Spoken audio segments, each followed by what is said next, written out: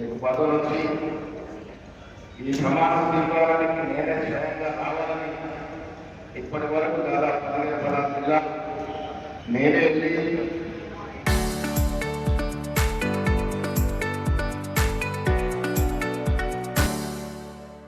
మీ అందరితో కలిసి మీకు నియామక పత్రాలు ఇచ్చి మీకు దశ దిశ నిర్దేశం చేయాలని రావడం జరిగింది.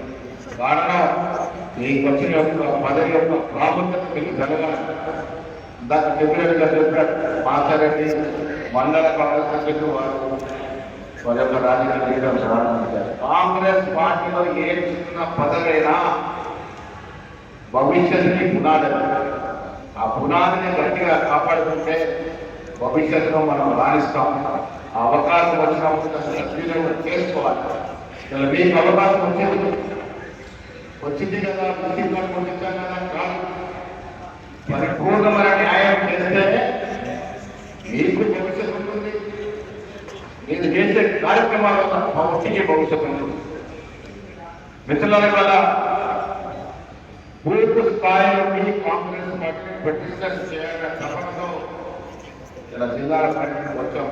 కారణం ఇలా ప్రభుత్వంలో నాయకత్వంలో కాంగ్రెస్ ప్రభుత్వం రైతులకు కానీ వివిధ ప్రజలకు కానీ నిరుద్యోగులకు కానీ వ్యాపారస్తులకు అందరికీ కూడా ఇవ్వాల్సిన కార్యక్రమాలు ఇవ్వాల్సిన సంఖ్య ఇస్తా ఉంది. కానీ రేపు మళ్ళీ పార్టీ అధికారులకు రావాలి అంటే వీటితో పాటు మీ శ్రమ అవసరం. పూర్తి స్థాయి నుండి పార్టీ కార్యక్రమాన్ని, పార్టీ అభివృద్ధి, పార్టీ సంక్షేమాన్ని ప్రజలకు తెలిస్తేనే ఓట్లు వస్తాయి. రేపు మళ్ళీ అధికారులకు రావాలంటే మీరే మొన్న అధికారులకు వచ్చిన కూడా తీవ్రమైన మాట మనం చేస్తా ఉన్నాం. మిత్రుల పార్టీ పరిస్థితంగా ఉండేది, గ్రామ స్థాయిలో పునాదులు పరిస్థితంగా ఉండేది. ఏ పార్టీ అయినా మనుగడ సాధిస్తారు. వారు విపరీతమైన సంక్షేమిస్తాం. ఉచిత బస్సు మొదలుకొని మనం ఇస్తున్న సన్న బియ్యాల వరకు ఏ ఇతర రాష్ట్రం ఇలాంటి కార్యక్రమం జరగట్లేదు.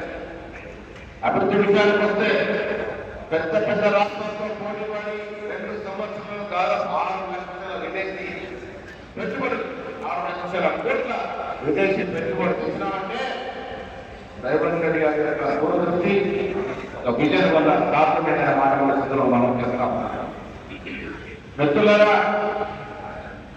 ఆదినాయకుడు కన్వీనర్ రాహుల్ గాంధీ కోరుకునే విధంగా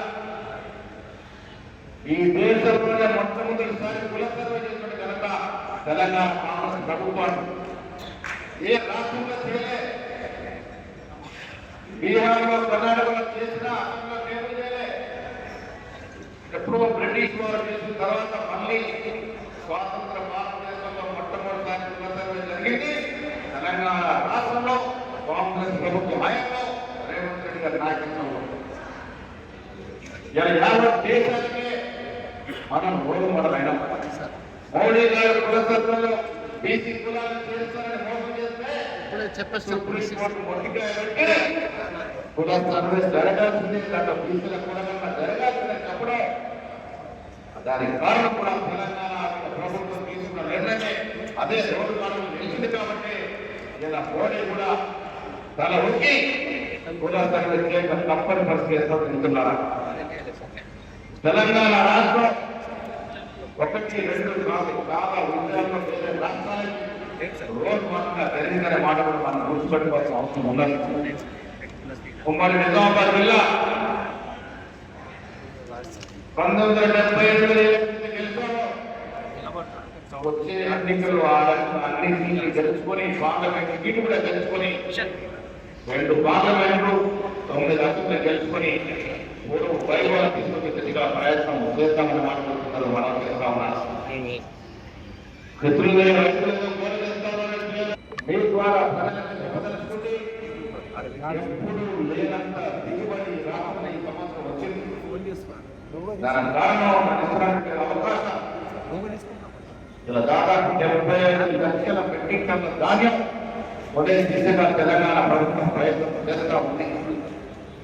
కేంద్ర ప్రభుత్వం ఇస్తున్న సహాయకారం 52 లక్షల మెట్రిక్ టన్నులు మాత్రమే.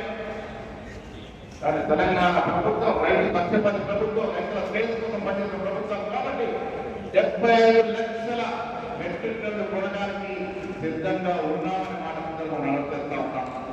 ఇదివరకే 52 లక్షల మెట్రిక్ టన్నులు కొన్నాం. దాదాపు 9,000 కోట్ల రూపాయలు ఇచ్చినాం. ఇలా గొప్పలు పెడతా ఉన్నాం. గతం మర్చిపోయి మాట్లాడుతూ ఉన్నాం. ట్రాన్స్ఫర్మేషన్ పరిస్థితి లేదు. మీరు విధుల గురించి మాట్లాడతారు. ఒప్పులు పప్పులు పాలు పెరుగు ఏ రకంగా పెరిగితేనే పేదవాడికి ఉద్యోగాలు వస్తా ఉన్నాయా?